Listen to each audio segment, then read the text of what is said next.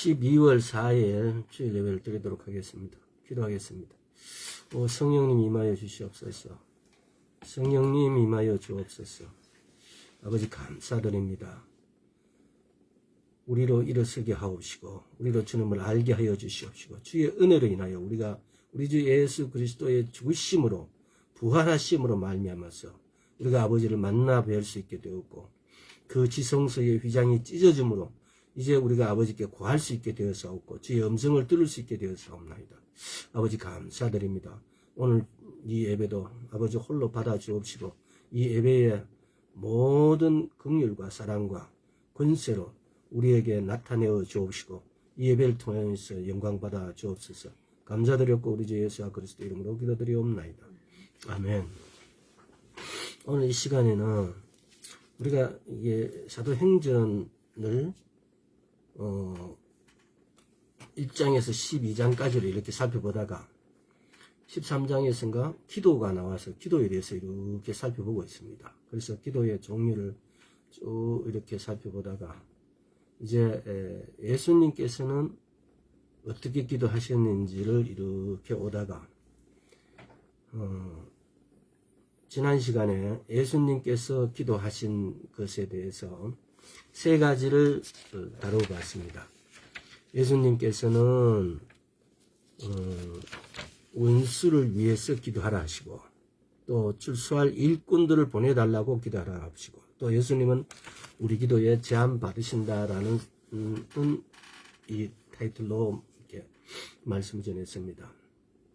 이 시간에는 우리가 예수님께서 이렇게 기도하시는 것을 예수님은 우리와 동일하게 예수님은 어제나 오늘이나 동일하신 하나님이시고 또 그 동일하신 하나님이라는 것은 예수님께서 그 모든 권한을 교회에게 나에게 이렇게 이양을 시켜 주셨는데도 불구하고 왜 우리는 예수님하고 같이 예수님이 하셨던 일들을 우리는 못할까?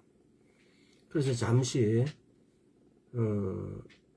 예수님께서 하신 기도의 종류가 더 남아있음에도 우리의 위치를 다시 한번 살펴보고 왜 우리는 기도하는데 예수님과 같은 그런 역사가 일어나지 않을까에 대한 부분들 또 특별히 오늘은 우리의 위치 우리가 그리스도라는 사실 또 우리가 그리스도 안에서라는 이 말을 우리가 아직도 잘 납득이 안 가는 사실이고 또 긍휼에 대해서 이렇게 알아봄으로써 왜 우리 기도는 예수님과 같은 동일한 영향력, 능력이 나타나지 않는지에 대해서 우리 자신을 한번 살펴보는 그런 시간을 가지고 이어서 예수님의 기도에 대해서 어떻게 하셨고 라는 것을 가지고 더 이렇게 이어보도록 하겠습니다. 에베소서 1장 22절 에베소서 성경을 몇 구절 먼저 읽고 그러고 난 다음에 한번 살펴보도록 하겠습니다.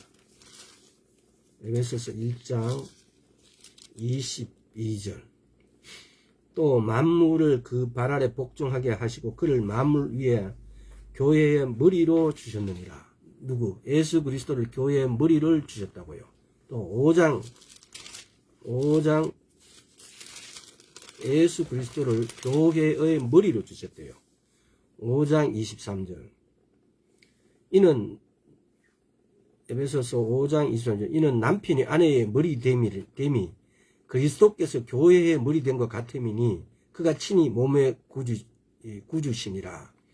남편이 아내의 머리가 된 같이 그리스도께서 교회의 머리 되신대요. 교회의 몸은 그리스도의 그러니까 머리는 그리스도고 몸은 우리 교회라는 거죠. 자, 골로새서 빌골살 골로새서 1장 13절 그가 우리를 흑암의 권세에서 건져내서 그의 사랑의 아들의 나라로 옮기셨으니 1장 18절도 보겠습니다. 18절 그의 몸인 교회 그는 몸인 교회의 머리라. 그가 근본이요 죽은 자들 가운데 먼저 나신 자니 이는 친히 만물의 으뜸이 되려 하십니다. 몸인 교회의 머리라고요. 그러면 다시 말하면 이걸 다시 이야기를 하면은 교회가 그리스도라는 겁니다. 머리 되신 분은 예수 그리스도시고 예수하시고 몸은 우리 교회라는 겁니다. 다시 말해서 그러니까 우리 교회가 내가 거듭난 자가 물 세례와 성령 세례로 거듭난 자. 우리가 몇 시간 전에 이걸 나눴습니다. 우리가 세례를 받는다는 것은 예수님의 피로 우리가 거듭났고 물 세례가 있고 성령 세례가 있습니다. 그래서 이거는 세례를 받는다. 내가 물 안으로 들어갔다 이 말이에요. 잠겨졌다 이 말이에요. 세례라는 그 원래 진짜의 의미가 내가 예수 그리스도 안으로 들어갔고 갈라디아서 3장에 보면은 예수 그리스도로 우리가 옷을 입었어요. 다음에 물세례 내가 물 안으로 들어갔다는 거예요. 물에 잠겼다는 거예요. 세 번째 성령세례 내가 성령 안으로 들어갔고 성령으로 인해 내가 잠김이 받았다 이런 뜻이에요. 자, 이렇게 서신서에서는 우리가 그리스도라고 이야기하고 있어요. 우리가 그리스도라 이러면은 뭐 네가 그러면 예수냐라고 이렇게 바로 이렇게 반감을 갖고 질문하시는 분이 있는데 왜 우리 인대는 예수 그리스도와 같은 어떤 역사가 일어나지 않았을까 하는데 문제점이 바로 거기 있는 거예요. 왜 우리는 예수 그리스도와 같은 능력이 역사가 일어나지 않을까? 우리가 그리스도임을 모르기 때문에. 서신서에서는 이렇게 교회가 그리스도라고 그래요. 그리스도로 이렇게 말하고 있어요. 왜? 머리는 예수 아시고 몸은 우리라 그래요. 교회라 그래요.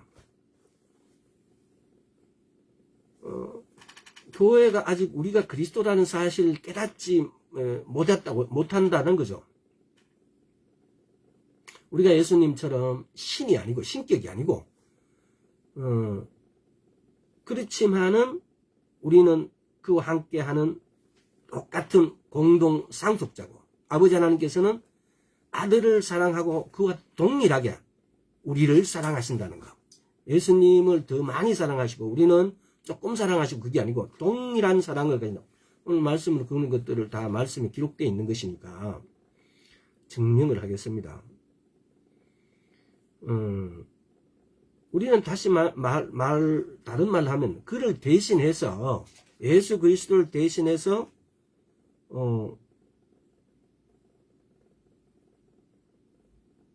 이 땅에서 일을 하기 위해서 땅에서 일하기 위해서 보냄을 받은 그리스도라는 것은 보냄을 받은 그의 몸이라는 겁니다.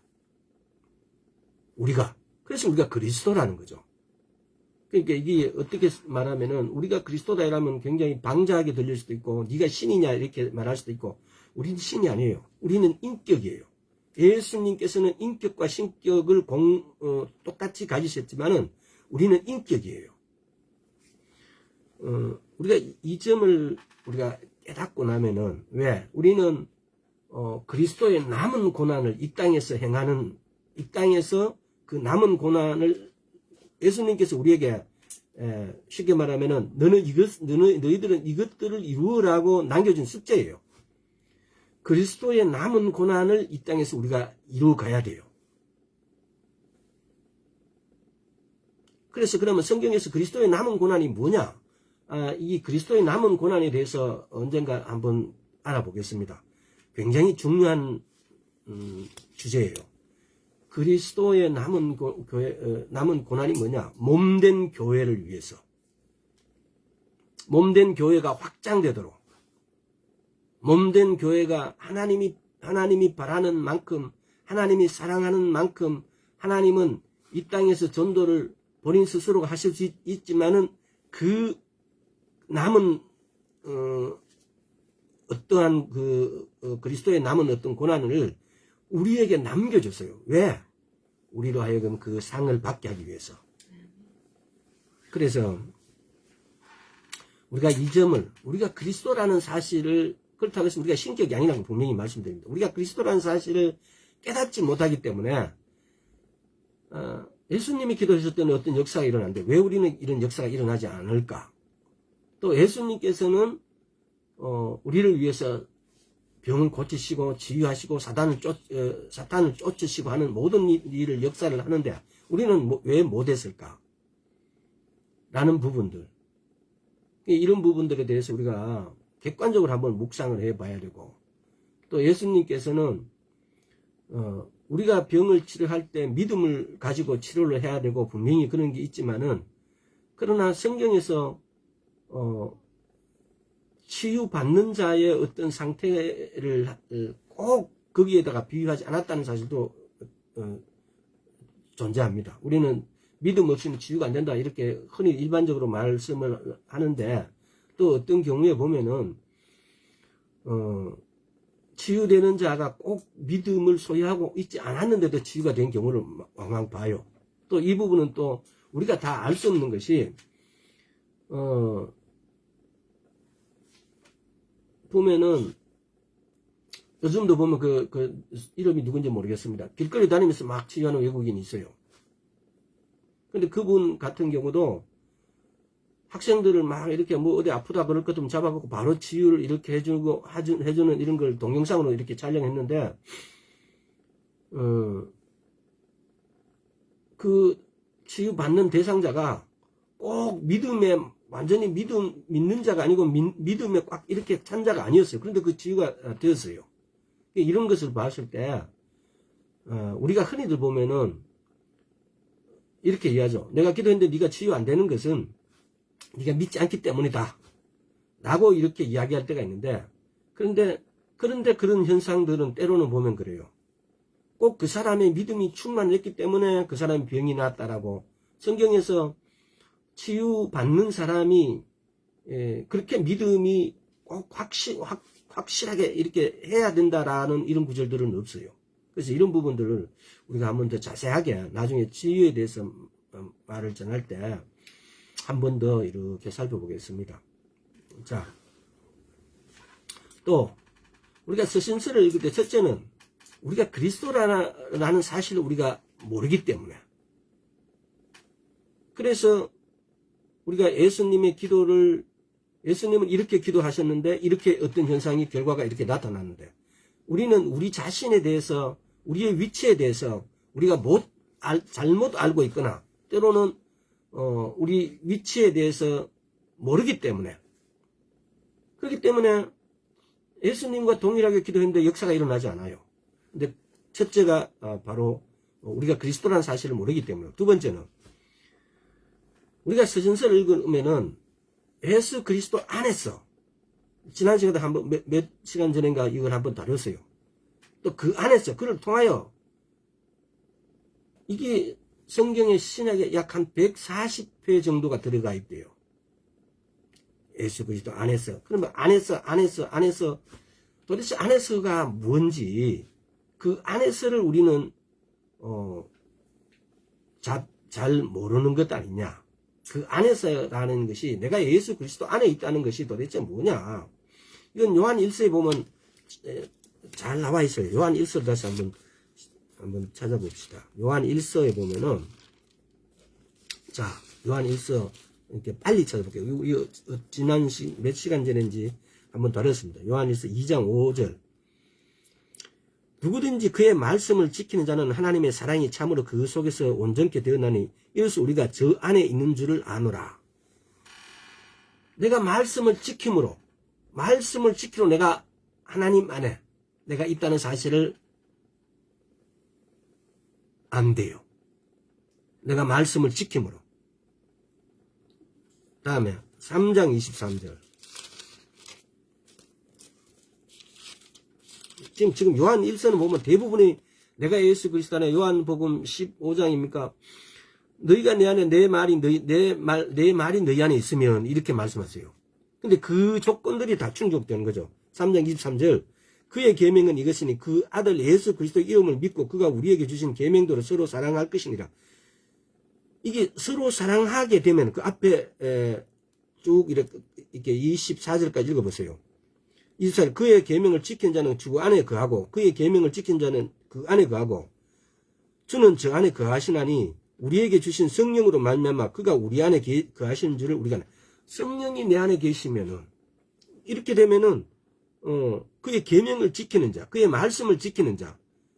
또 4장 12절 볼까요? 지금 요한 1서는 전체적으로 읽어보세요. 정말 그냥 어떻게 이렇게 시적으로 표현해도 이렇게 아름답게 표현하지 못할 정도로 글체 자체도 아름다울 뿐만 아니라 매끄러워요. 그만큼 아주 부드러우면서도 그냥 그런 어떻게 이렇게 문장을 이렇게 예쁘게 썼지라고 할 정도로. 근데 자 12절에 어느 때나 하나님을 본 사람이 없으되 만일 우리가 서로 사랑하면 하나님이 우리 안에 거하시고 그의 사랑이 우리 안에 온전히 이루니라. 우리가 서로 사랑하면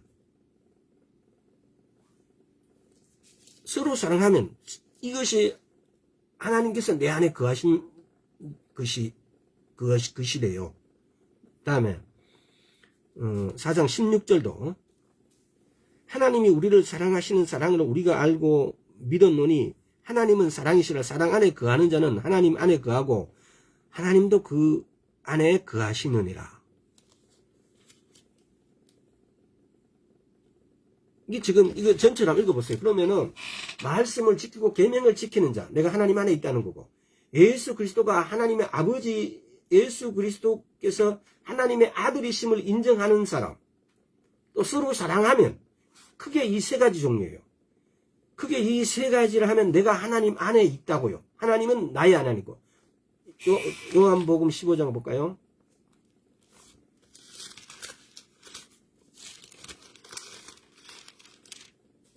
5절 나는 포도나무에 너희는 가지니 저가 내 안에 내가 저 안에 있으면 이 사람은 과실을 많이 맺나니 나를 떠나서는 너희가 아무것도 할 수 없음이라. 6절 사람이 내 안에 거하지 아니하면 가지처럼 밖에 버리어 말라지나니 사람들이 이것을 모아다가 불에 던져 사르니라. 너희가 내 안에 거하고. 7절 내 안에 거하고 내 말이 너희 안에 거하면 무엇인지 원하는 대로 구하라. 그리하면 이루리라.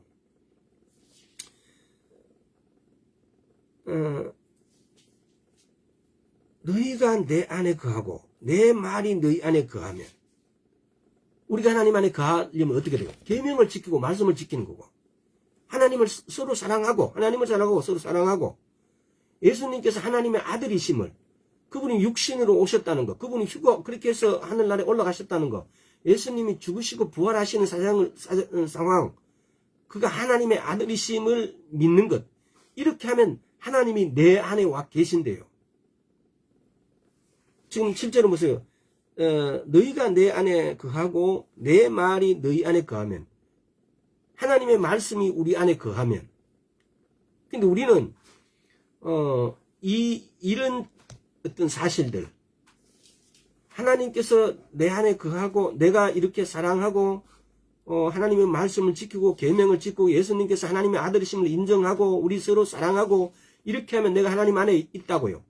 근데 너희 말이 내 안에 거하면, 이 말을 우리는 실천을 못해요. 하나님 말씀이 우리 안에 거한다면은 우리는 어떻게 돼요? 우리는 말씀대로 살아내야 돼요. 말씀이 하라는 것은 하고 하지 말라는 것은 하지 말아야 돼요. 이것이 말씀이 내 안에서 거하는 거예요. 근데 이 말씀이 내 안에 거하지 않으면, 이게 지금 우리가 너무나 평범한 구절이고 너무나 누구든지 고개를 끄덕거릴 수 있는 건데, 이걸 실제적으로 살아내지 못하기 때문에, 예수님께서는 기도하고 역사가 일어나는데 결과로 역사가 따르는데 우리는 그 역사가 따르지 않는 거죠. 그 차이가 아닐까. 그래서 우리가 누구며 어떤 사람이며 무엇을 갖게 되었는지 알게 될 때, 그것을 어떻게 알게 되냐고요. 한마디로 말하면은 지금 요한복음 15장 7절이에요. 너희가 내 안에, 내 말이 너희 안에.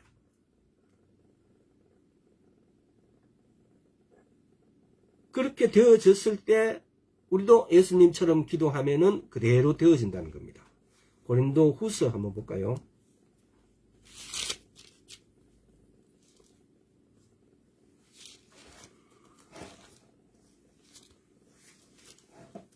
고린도후서 6장 14절에서 16절.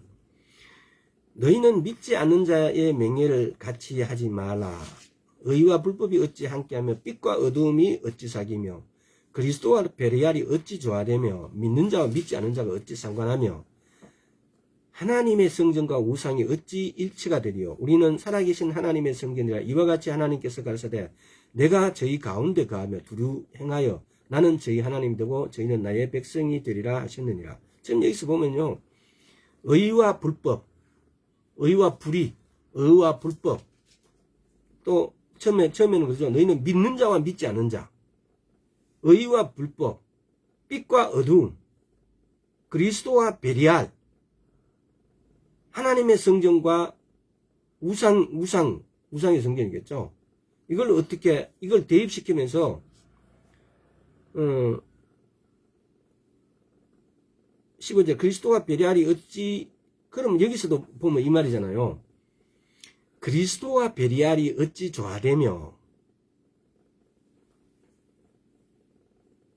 여기서 어떤 측면에서는 이 말씀을 쭉 읽어보면 우리가 유추할 수 있는 게, 결론을 약간 유추한다면은 우리가 여기다 우리를 대입시켜 봐야 된다는 겁니다.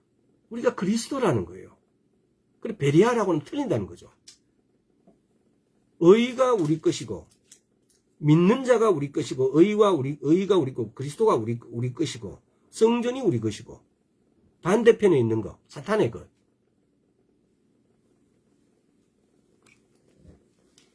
바울은 이렇게 우리를 그리스도와 동일시했어요. 다시 말하면 우리는 이 땅에서 예수 그리스도를 대표하는 자예요. 이게 교회예요. 이게 그리스도예요. 요한 1서 4장 17절 다시 한번 읽어보겠습니다. 요한 1서 4장 17절. 자, 4장 17절에 이로써 사랑이 우리에게 온전히 이루은 것은 우리로 심판날에 담대함을 가지게 하려 함이니 주의 어떠한 같이 우리도 세상에서 그러하느랴. 여기서 우리가 좀 이 구절은 잘 아자묻고 이렇게 했는데 보세요. 주의 어떠하신 같이 우리도 세상에서 그러하니라 그래놨어요. 예수님께서는 기도하고 예를 들어서 사단을 쫓아내고 강물이 파도가 멈춰라 하니까 멈추고 이런 일들이 발생했다는 겁니다. 근데 우리는 왜 이렇게 일어나지 않을까? 근데 성경에는 말씀에는 주의 어떠하신 같이 우리도 세상에서 그러하대요. 주님께서 기도하신 대로 말씀하신 대로 역사가 일어났듯이 우리도 그렇게 그러하다고요. 근데 왜 우리들이 이렇게 되지 않을까라는 것에 대한 문제죠. 히브리서 13장 8절에 보면 예수님은 어제나 오늘이나 영원토록 동일하시대요.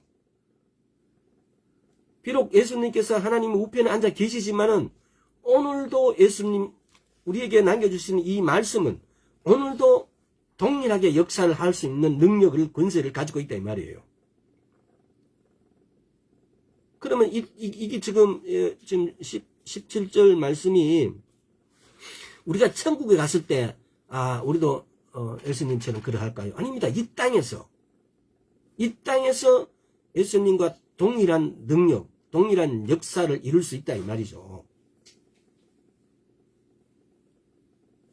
자, 마태복음 한번 볼까요? 예수님께서는 도대체 어떻게 하셨는지 보세요. 마태복음 20장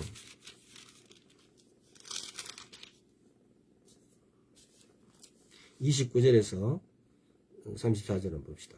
저희가 여리고에서 떠나갈 때에 큰 무리가 예수를 쫓더라. 소경 둘이 길가에 앉았다가 예수께서 지나가신다 함을 듣고 소리 질러 가로되 주여 우리를 불쌍히 여기소서 다윗의 자손이여 하니 무리가 꾸짖어 잠잠하라 하되 더욱 소리 질러 가로되 주여 우리를 불쌍히 여기소서 다윗의 자손이여 하는지라. 예수께서 머물러 서서 저희를 불러 가라사대 너희에게 무엇을 하여 주기를 원하느냐. 가로되 주여 우린 눈뜨기를 원하나이다. 예수께서 민망히 여기사 저희 눈을 만지시니 곧 보게 되어 저희가 예수를 쫓으니라. 예수님께서 아까 요한 1서 4장 17절에서 예수님께서 그러하셨듯이 우리도 그러하대요. 근데 예수님께서 이렇게 무엇을 해주기를 원하느냐? 눈 뜨기를 원하이다. 저희 눈을 만지시면 보게 되어, 눈을 만지니까 그 눈이 뜨여지고 보게 되었어요. 주의 어떠하신 같이 우리도 이렇게 해야 돼요. 자, 마가복음 10장을 한번 볼까요? 마가복음 10장 46절에서 52절. 저희가 여리고에 이르렀을 때 예수께서 제자들 허다한 무리와 함께 여리고에 나가실 때에 디메오의 아들 소경 거지 바디메오가 길가에 앉았다가 나사렛 예수란 말을 듣고 소리질러 가라되 다윗의 자손 예수여 나를 불쌍히 여기소서 하거늘 얼마나 다급하고 막 뭐 옆에 주위가 아무것도 안 보이죠. 그렇게 막 다윗의 자손 예수여 나를 불쌍히 여기소서 하거늘 많은 사람이 꾸짖어 잠잠하라 하되 그가 더욱 심히 소리질러 가라되 다윗의 자손이여 나를 불쌍히 여기소서 하는지라. 예수님께서 머물러 서서 저를 부르라 하시니 저희가 그 소경을 부르며 이르되 안심하고 일어나 너를 부르신다 하며 소경이 겉옷을 내어 버리고 뛰어 일어나 예수님께 나아오거늘 예수님께서 일러 가라사대 내게 무엇을 하여 주기를 원하느냐. 소경이 가라되 선생님의 보기를 원하나이다. 예수께서 이르시되 가라 내 믿음이 너를 구원하였느니라 하시니 제가 곧 보게 되어 예수를 길에서 쫓으니라. 전 여기도 크게 뭐 아까는 그냥 만지셨고 여기서는 그냥 말씀하시잖아요. 내 믿음 너를 구원하였다라고 말씀하시잖아요. 그냥 만지고 안수하거나 또는 그냥 명령하시고 또 한번 볼래요?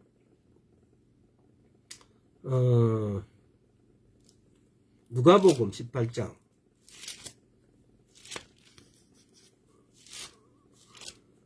자, 누가복음 18장 35절에서 43장까지. 여리고에 가까이 오실 때 한 소경 길가에 앉아 구걸하다가 무리의 진함을 듣고 이 무슨 일이냐고 물은데 저희가 나사렛 예수께서 지나신다 하니 소경이 외쳐 가라되 다윗 자손 예수여 나를 불쌍히 여기소 하거늘 앞서가는 자들이 저를 꾸짖어 잠잠하라 하되 저가 더욱 심히 소리질러 다윗의 자손이여 나를 불쌍히 여기소 하는지라. 예수께서 머물러 서서 명하여 데려오라 하셨더니 저가 가까이 오며 물어 가라사대 내게 무엇을 하여 주기를 원하느냐. 가라되 주여 보기를 원하나이다. 예수께서 저에게 이르시되 보아라 내 믿음이 너를 구원하였느니라 하시매 곧 보게 되어 하나님께 영광을 돌리며 예수를 쫓으니 백성이 다 이를 보고 하나님을 찬양하더라. 지금 이게 사실 누가복음이나 똑같은 상황이에요. 이제 누가가 기록했고 요한이 기록했고 마가가 기록한 그 차이가 있겠죠. 응?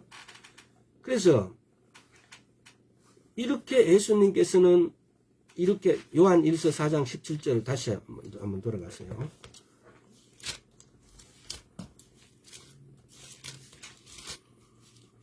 자, 요한 1서 4장 17절에 끝구절 주의 어떠하심 같이 우리도 세상에서 그러하니라. 주의 능력 권세가 이루어진 것 같이 세상에서 우리도 그렇다고요. 우리는 누구를 말합니까? 예수 그리스도를 믿는 자, 거듭난 자.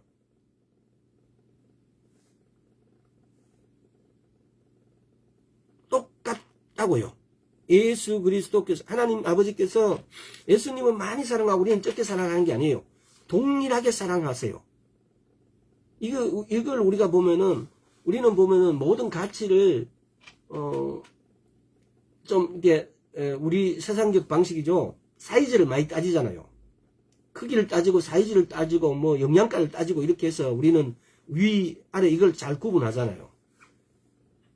지금 여기서 보면은 하나님의 아버지께서 하나님 예수님을 사랑하듯이 우리도 동일하게 사랑한다고 하고 성경에 여러 구절이 나와 있어요. 자, 그래서 우리도 그의 이름을 가졌어요. 예수님 이꼬르 예수님 이름. 그 이름을 우리가 가졌어요. 또 우리는 또 그의 권세를 가졌어요. 이렇게 예수님하고 우리가 동일하게 그의 어떠하신 같이 우리도 세상에서 그러하다고요. 또 우리가 보면은 병이 치료하는 데는 보면은요 긍휼이 굉장히 많이 작용을 해요. 우리가 기도를 할 때도 저도 그걸 경험했어요. 내 마음에 긍휼이 가득하게 되어지면 그 기도는 반드시 이루어지더라고요. 병이 치유가 되어지더라고요. 근데 그 긍휼이 이렇게 안 따라올 때 있어요. 삭막하게 기도되는 경우가 있어요. 그냥 형식적으로.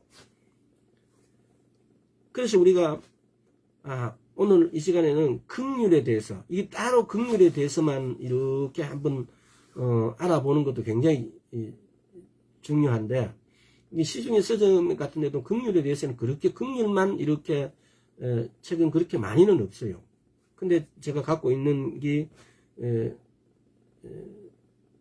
한 권, 뭐 이렇게 한 권 정도 있는 것 같아요. 그래서 긍휼에 대해서도 언젠가 따로 한번 조사를 해서 긍휼을 한번 왜냐하면 긍휼은 치유하는 면에서는 아주 중요한 거예요. 자, 그래서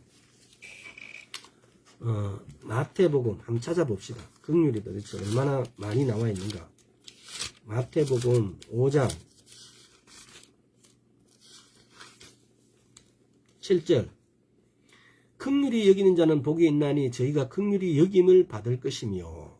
마태복음 9장 13절.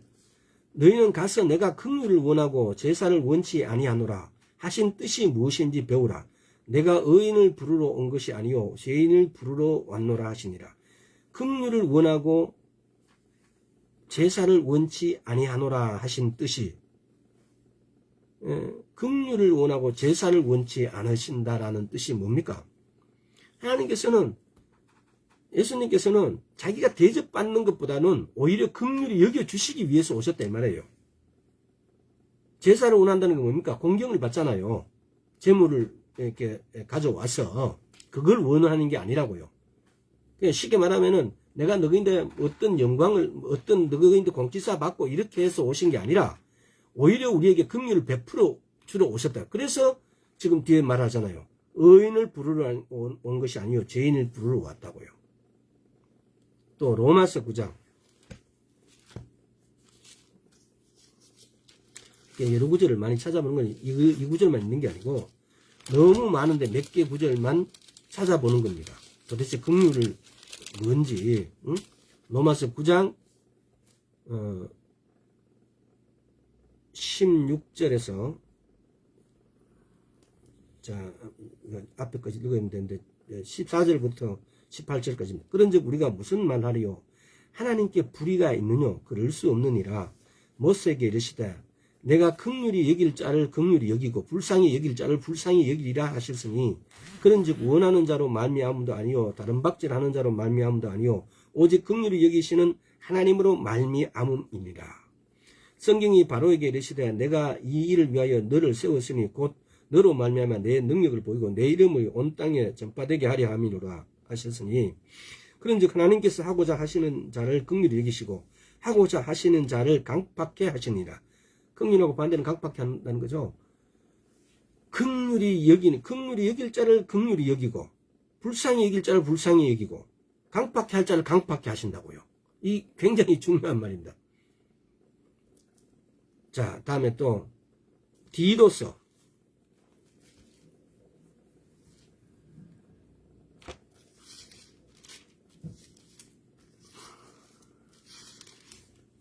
히브리서 앞에 디도서 3장 5절. 우리를 구원하시되 우리의 행한 바 어려운 행위로 말미암지 아니하고 오직 그의 긍휼하심을 쫓아 중성의 시승과 성령의 새롭게 하심으로 하셨느니라.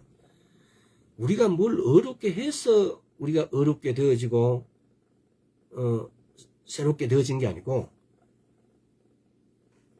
그의 긍휼하심을 쫓아 중성의 시승, 물세례와 성령세례를 해주셨다고요. 그의 긍휼을 쫓아갔고. 유다서도 한번 볼까요? 이게 지금 뭐 이렇게 이런 게 한두 군데가 아니라서 자, 제가 계시록 앞에 유다서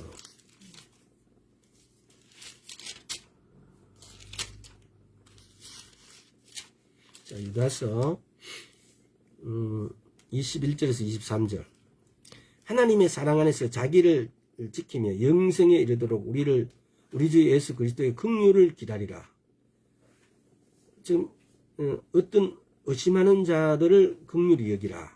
또 어떤 자를 불에서 끌어내어 구원하라. 또 어떤 자를 그 육체에 더럽힌 옷이라도 싫어하여 두려움으로 긍휼히 여기라. 긍휼히 여기라요.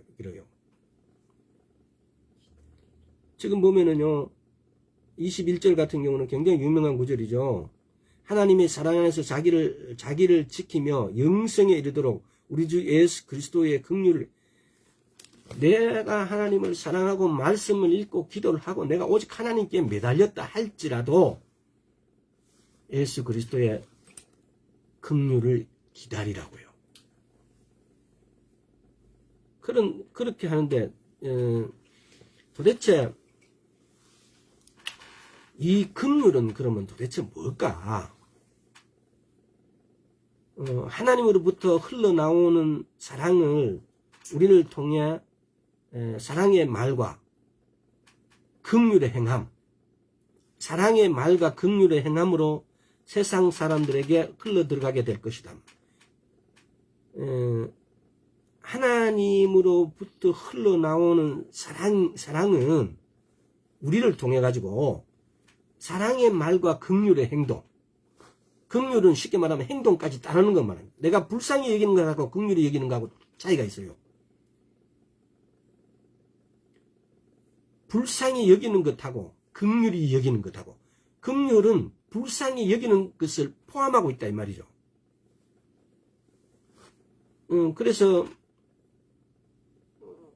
저자가 누구냐? 이분 저자가 지금 저자가 누구냐면은 짐 W.N.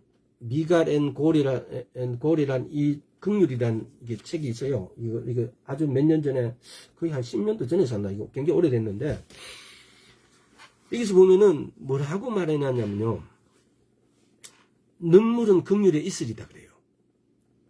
내가 다른 사람을 긍휼히 여기는 것은 눈물은 긍휼에 있으리라 그래요. 근데 그렇다면은 이 긍휼은 우리에게서 생성되어지는 게 아니라는 거죠.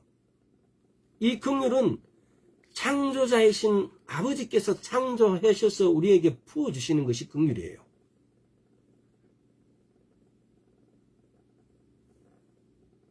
내게서 생성되는 것이 아니라는 거죠. 자, 신명기 한번 볼까요? 신명기 15장 7절에서 10절. 내 하나님 여호와께서 내게 주신 땅 어느 성에 배에서든지 가난한 형제가 너와 함께 거하거든 그 가난한 형제에게 내 마음을 강팍게 하지 말며 내 손을 움켜쥐지 말고 반드시 내 손을 그에게 펴서 그 요구하는 대로 쓸 것을 넉넉히 구워주라. 삼가 너는 마음의 앙념을 품지 말라. 곧 이르기를 제 7년 면전년에 가까웠다 하고 내 궁핍한 형제에게 악한 눈을 들고 아무것도 주지 아니하면 그가 너를 여호와께 호소하리니 내가 죄를 얻을 것이라. 너는 반드시 그에게 구제할 것이요 구제할 때야 아끼는 마음을 품지 말 것이니라. 이로 인하여 내 하나님 여호와께서 내 범사와 내 손으로 하는 바에 내게 복 주시리라. 영어로 하면 공유를 가면 compassion, 연민 뭐 이런데 pity and sympathy. 또 발음이 왜 이렇게 안 돼요? sympathy라고 그러나? sympathy라고 그러나? sympathy, sympathy. 이 발음 sympathy라고 그러나? sympathy라고 그러나? 이 지금 보면은 긍휼이란 말로 영어로도 이게 한 단어로 이렇게 단어가 없어요. 이걸 해석할 것 같으면 우리말로 하면 내면 깊이 감동되다 이런 뜻이에요. 타인을 위한 열망, 어닝, 응? 타인을 향한 어떤 열망 이런 뜻도 약간 포함되어 있고, 그러니까 이게 긍휼이라는 것은 우리말로는 한자어를 통해서 긍휼 이렇게 간단하게 표현하는데, 이 긍휼에는 타인을 위한 어떤 열망도 들어가 있고 내면 깊이 감동하는 것도 있고, 이것이 그리고 불쌍히 여김에 이런 뜻도 반드시 포함되어 있어요. 근데 이것이 그냥 한 단어로 이렇게 되는 건 아니에요. 요한복음 한번 볼까요? 자, 요한복음 11장. 나사로에 대한 문제, 나오는 문제죠. 나사로에 대한 문제. 11장, 요한복음 11장 33절. 예수께서 그의 우는 것과 또 함께 온 유대인들의 우는 것을 보시고 심령에 통분히 여기사 민망히 여기사. 우리가 여기 민망히 같은 이 민망이라는 이 번역이 올바른지 잘 모르겠어요. 연민 이런 포함되어 있어요. 지금 여기 우리는 우리말로는 이렇게 표현되어 있는데 민망히 여기다, 연민하다. 이게 지금 긍휼이란 표현이에요. 우리말로는 다른 성경책에는 어떻게 표현되어 있는지 모르겠는데 민망히 여기사, 비통히 여기사 이렇게 하는데 이게 지금 뭡니까? 긍휼이 이렇게 솟아 나온 거예요. 긍휼은 연민이나 불쌍한 마음을 표현하는 것 이상이다. 예수님이 그러하셨듯이 우리 역시 타인을 돕기 위해 무언가 실제적인 일을 해야 한다는 그런 듯. 자, 골로새서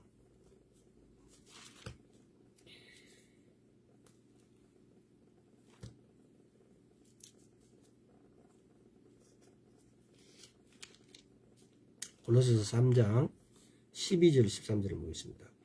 그러므로 너희는 하나님의 택하신 거룩하고 사랑하신 자처럼 긍휼과 자비와 겸손과 온유와 오래 참음을 옷 입고 누가 네게 혐의가 있든 서로 용납하여 피차 용서하되 주께서 너희를 용서한 것이 너희도 그리하고 17절에 한번 보겠습니다.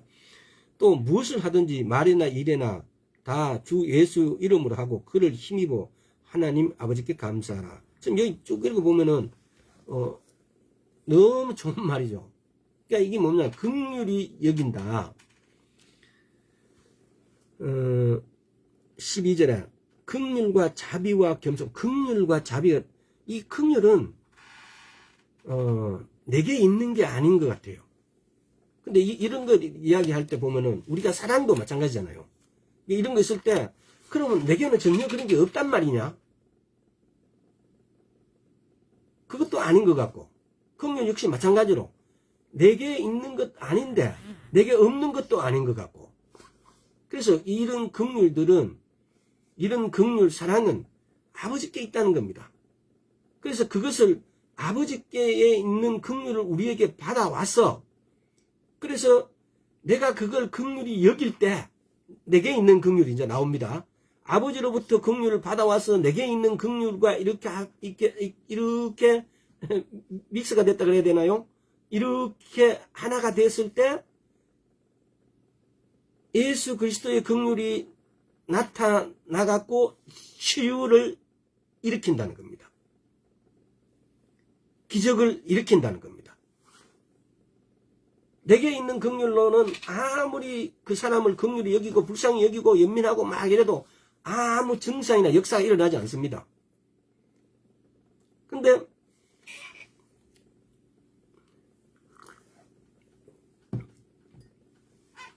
하나님의 긍휼이 우리를 타고 와서 내게 있는 내가 긍휼이 어떤 사람을 아프니까 긍휼이 오니까 내 안에서 긍휼이 조금 일어나요. 그럼 그 긍휼이 일어나게 되면은 하나님의 긍휼이 내 안에 들어와서 이것이 뭐 어떻게 표현해야 되나요? 이것이 이렇게 하나가 되어서 선포가 되어지면은 이것이 역사를 일으키는 긍휼로 나타나지게 되어진다는 겁니다. 사랑 역시 마찬가지고요. 하나님의 치유나 역사는 이렇게 일어나요. 내게 사랑이 없느냐? 내게 사랑이 있어요. 근데 내게 있는 것은 어떤 역사를 일으키기에는 아주 분량이 작다 그래야 되나요?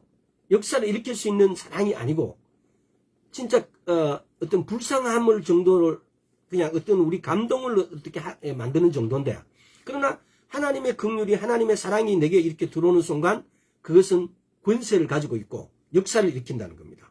이것이 제가 이걸 어떻게 달리 다른 방법으로 어떻게 표현하지는 못하겠어요. 근데 이건 여러분들이 기도하니까 병이 치유되어지는 과정을 통해서 또 때로는 그걸 치유되어지는 과정에서는 못 느낄 수 있어요. 그러나 지나고 난 다음에 곰곰이 생각해 보면은 그때 뭔가가 이상했다라는 사실을 느끼게 돼요. 우리는 이렇게, 저 같은 경우는 좀 그렇게 둔해서요. 그래서 예를 들어서 그런 거죠. 어떤 집사님이 막 보름 동안 설사를 했대요. 기도해달래요. 그 당시에 집사였으니까. 이제 그 당시 교회 목사님들은 그러잖아요. 기도 아무한테나 받지 말라고. 꼭 목사인데 받아라고. 자기인데만 받아라고. 근데 이런 것이 교회 안에 보이지 않게 이렇게 많이 잡고 있었어요. 그래서 멀리 전화로 이렇게 왔는데 전화로 기도하기가 또 그런 걸 또 그게 또 교회에 분란을 일으키니 뭐 이런 여러 가지 말이 많았어요. 그래서 그런 것 때문에 이렇게 자제를 할 수밖에 없는데 또 굉장히 나름대로 친했다고 생각했기 때문에 해달라고 하니까 그럼 기도하자고 그렇게 해서 이제 저는 그렇게 하는 것이 전혀 이상하지 않고 기도 당연히 해줘야 된다고 생각하고 있었기 때문에 지금도 마찬가지고요. 꼭 목사만 기도하고 목사만 안수하는 게 아닙니다. 안수할 수 있는 사람은 세례를 받은 사람, 세례들을 받은 사람은 누구든지 안수할 수 있어요. 그래서 그런 상태라면은 성경 말씀대로 교회의 어떤 교파가 갖고 있는 어떤 교파만의 어떤 그런 교파적인 어떤 이런 불규칙적인 이런 어떤 그 법 이런 거 아무 상관이 없어요. 말씀대로 하면 되는 거예요. 이제 그런 상태이기 때문에 근데 그런 상태에서 기도를 하니까 그 기도에서 그 분이 15일 동안 설상하고 병원에 약을 먹어도 안 되고 막 이런 상태인데 나았다 그랬어요. 깨끗하게 나아져 버렸대요. 근데 그분이 그렇게 나았다라고 하니까 그때 당시에 내 마음이 어떠했다라는 거, 내가 어떤 능력이 나갔다라는 걸 얼푸시는 아는 것 같기도 하고 이랬는데, 근데 그렇게 나았다라고 하는 순간 내게서 더 확신이 왔어요. 이때 이렇게 했던 것 같다라고. 내게 어떤 상태가 이랬던 것 같더라고. 근데 그전에는 말로 함부로 할 수도 없었고, 그렇게, 이게 모르겠어요. 쉽게 말하면은, 그런 경험이 적어서 그런 건지, 아마, 하여튼 그래서 그런 경험을 했던 것 같아요. 예수님께서는 내게 있는 것이 나갔다는 사실들을 확연하게 느끼고 계셨어요. 어떤 병이 치유되어지고 막 이렇게 할 때, 뭐 옷자락을 만지니까, 그러잖아요.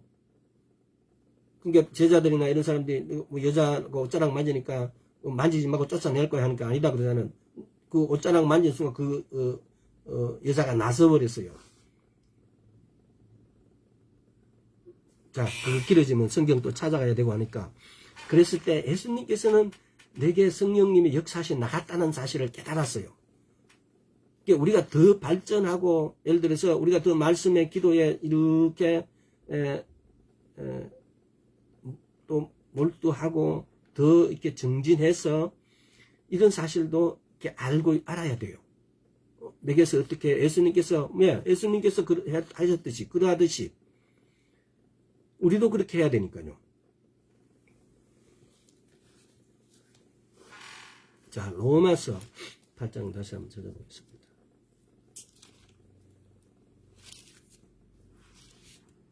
이 구절도 너무 많이 인용하는 구절이라서 8장 26절 이와 같이 성령도 우리 연약함을 도우시나니 우리가 마땅히 빌 바를 알지 못하나 오직 성령이 말할 수 없는 탄식으로 우리를 위하여 친히 간구하십니다. 이 돕다라는 이 말을 지지난 시간인가 얼마 전에도 이야기를 했습니다. 막 버티고 서 있고 함께 맞서서 버티고 서 있대요. 돕는데 성령님께서. 그래서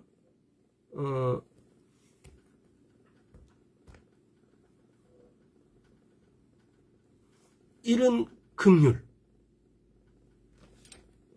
여기서 보면은 돕는다는 것은 어떤 사람이 무거운 짐을 운반할 때 다른 사람이 와서 도와주는 장면을 돕다라는 그런 뜻 안에는. 근데 이걸 히브리적 관점으로 해석하면은 함께 버티고 서서 맞들고 서 있대요. 누가? 성령님께서. 우리를 예를 들자면은, 다시 말하면은, 내가 긍휼을 여겨질 때, 그러니까 이게 뭐냐면은, 여기 또 홍해를 건너는과 요단을 건너는 이런 관점이 또 섞여져 있어요. 내가 만약에 사랑하지 않는다면, 내가 만약에 긍휼을 여기지 않는다면은, 하나님의 긍휼이, 하나님의 사랑이 나를 타고 들어올 수가 없어요. 그래서 내가 긍휼이 여길 때 하나님이 긍휼이 나를 타고 들어온다는 겁니다. 내가 사랑을 할 때 하나님의 사랑이 들어와서 역사를 일으킨다는 겁니다. 이걸 여러분들이 이 사이즈를 크게 더 이렇게 반응해줘야 돼요. 이것이 뭐냐면은, 이것이 예수님께서 그러하셨듯이 우리도 그렇게 한다는 말씀하고, 아까 저 요한 1서 4장 17절입니까? 그 말에 예수님이 그러하듯이 우리도 그렇게 해야 되는 거예요. 내게 긍휼이 이 깊숙한 곳에서 이렇게 흘러나오게 되어지면은, 이것이 뭐냐면은 우리의 연약함이 탄식하는 성령의 임재입니다. 이것이 지금 로마서 8장 26절에서 말할 수 없는 탄식, 제가 이게 말할 수 없는 탄식을 한마디로 말하자면은 방언이라고 말했어요. 방언을 말하는 것이 있다. 근데 여기서 방언을 하는데 그걸 탄식을 표현하는 구절은 방언일지 모르는데, 그 안에 있는 상태, 내면적인 상태는 뭐냐라면은, 우리 내면 깊숙한 곳에서 긍휼이 흘러나오거나 사랑이 흘러나와서 이것이 우리의 연약함을 탄식하는 성령의 임재라는 겁니다. 이게 지금 여러분 이걸 연결시켜 보십시오. 돕는데, 지금 보면은 보여서 이와 같이 성령도 우리 연약함을 도우신대요. 함께 버티고 서서 이렇게 우리를 도와주시는데, 이 성령께서 연약한 우리를 도우시는데, 이 도우실 때에 긍휼이 우리 내면 깊숙한 곳에서 흘러나오게 되어지면은, 우리 내면 깊숙한 곳에서 사랑이 흘러나오게 되어지면은, 이것이 우리 연약함에 탄식하는, 우리의 연약함을 탄식한 성령의 임재라고요. 긍휼이, 사랑이, 이렇게 해서 성령의 임재가 나타나지면 그 병이 치유되어진다는 거예요. 그러니까 이 긍휼이, 사랑이 막 이렇게 나타나진데, 사실은 그것이 성령의 임재라고요. 임재. 지금 제가 하는 말에 여러분 이것이 하고 이렇게 고개가 앞으로 끄덕거려집니까? 굉장히 중요합니다. 성령의 임재와 긍휼과 사랑은 다른 단어고 다른 상태라는 건데, 그런데 내게 긍휼이, 하나님의 긍휼이 임해져서 탄식하게 되어진 것, 하나님의 사랑이 내게서 타고나서 탄식하실 때, 그때 내가 하는 기도에 따라서 그 사람이 치유되어지고 귀신이 떠나게 되어지는 이것이 성령님의 임재라는 겁니다. 임재가 나타나는 거죠. 쉽게 말하면은, 사랑의 하나님은 우리 내면에 움직이시고 변화된 내면을 필연적으로 외부를 향해 나아가야 한다. 사랑의 하나님이 우리 내면에 움직이시고, 이 변화된 내면은 필연적으로 외부를 향해 나아가야 돼. 이것이 성령의 임재가, 성령이 충만한 상태, 성령의 임재가 충만하게 되어지면은 말하는 대로 그가 그러하듯이, 예수님께서 그러하듯이 우리에게도 그런 능력이 나타나진다는 겁니다. 우리는 이 상태를 만들지 못하기 때문에. 하나님의 사랑이, 하나님의 긍휼이 내게 들어와서 나의 긍휼이, 이게 지금 작용하는 걸 한번 이렇게 보세요. 내가 긍휼이 여길 때 하나님의 긍휼이 내게 더 씌워지는 겁니다. 내가 사랑할 때 하나님의 사랑이 더 씌워지게 됩니다. 이것이 성령의 임재입니다. 이것이 불러일으킨다고요. 뭘 일으킨다고요? 치유를 불러일으키고 사탄을 쫓아내는 일을 불러일으키게 되어진다고요. 치유는요, 대부분의 긍휼과 이 사랑인 것 같아요. 치유가 일어나는 것은 물론 우리가 은사적인 치유를 받을 수도 있습니다. 그러나 은사가 아닌 대부분의 사랑은 긍휼은 치유를 불러와요. 어쩌면은 이 긍휼과 사랑이 은사보다 더 중요할지도 몰라요. 제 개인적인 생각으로는. 왜?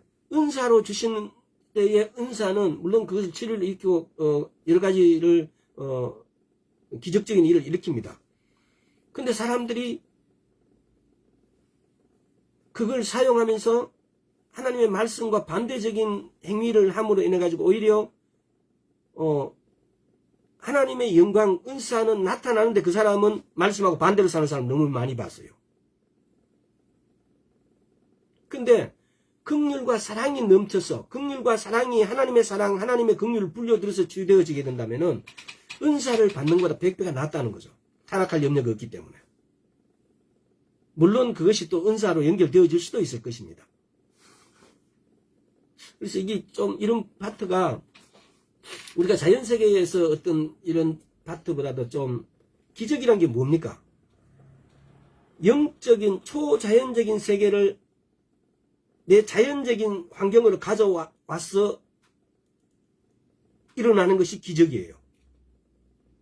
지금 이 말을 얼뜻 이렇게 이해가 안 됩니다. 초자연적인 상황이 자연적인 상황으로 들어와서 이게 나타나는 것이 기적이에요. 기적은 내게에서 오는 게 아니죠. 이 긍휼과 사랑도 역시 마찬가지입니다.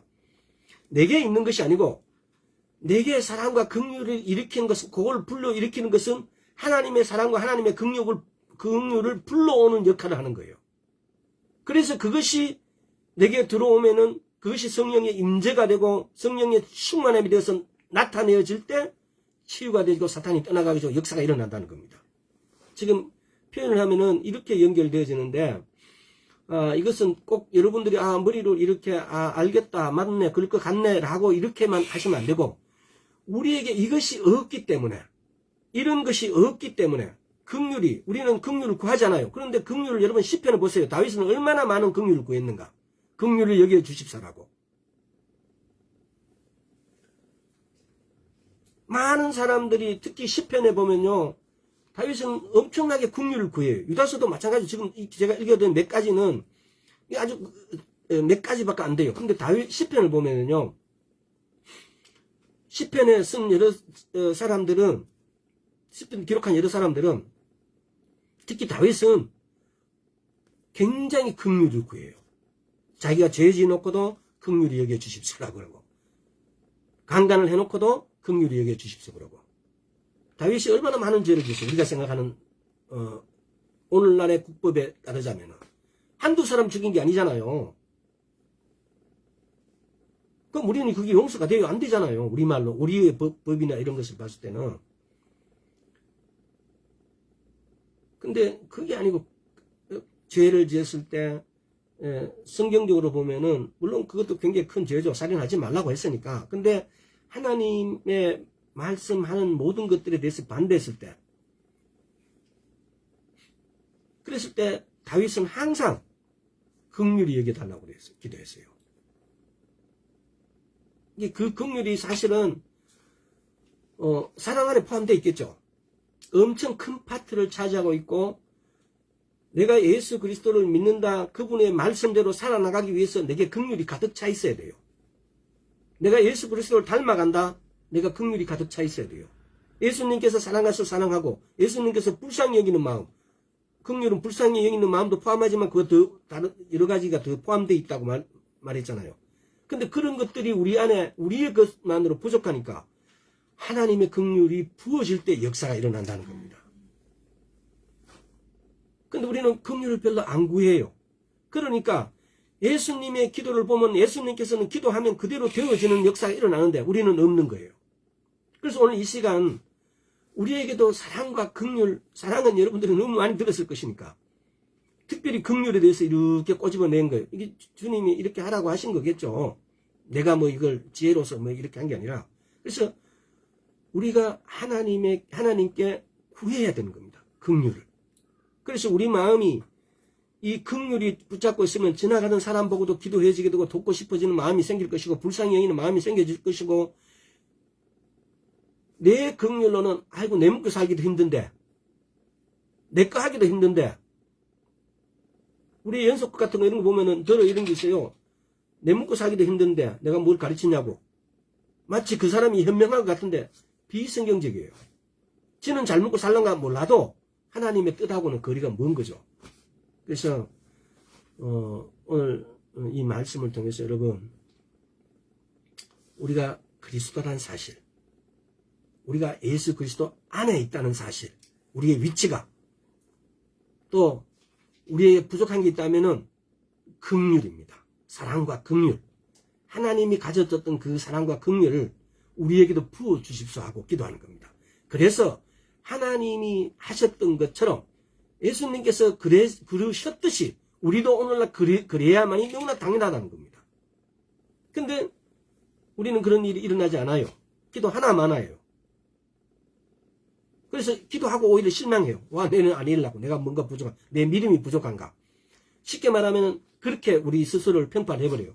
근데 더 중요한 것은 믿음일 수도 있겠지만, 그러나 긍휼이, 사랑이 부족하기 때문에 예수님과 똑같이 기도했는데도, 똑같이 했는데도 우리에게는 역사가 일어나지 않지 않았을까라고 생각되어집니다. 그래서 긍휼을 구합시다. 오늘 여기까지 하겠습니다. 아버지 하나님 감사드립니다. 우리가 부족했던 그 모든 것들이 너무나 많습니다. 그러나 오늘 특별히 아버지 긍휼을 구하옵나이다. 우리를 긍휼히 여겨주셔서 우리의 모든 죄도 다 지워주시고 우리의 모든 것들도 다 긍휼히 여겨주셔서 또한 긍휼이 우리에게 풍성하게 되어서 예수님이 그러하셨듯이 우리도 그렇게 할 수 있도록 주의 은혜 베풀어 주셔서, 그래서 아버지 하나님 영광 받아 주옵소서. 감사드렸고 예수와 그리스도 이름으로 기도드리옵나이다. 아멘. 오늘 여기까지 하겠습니다.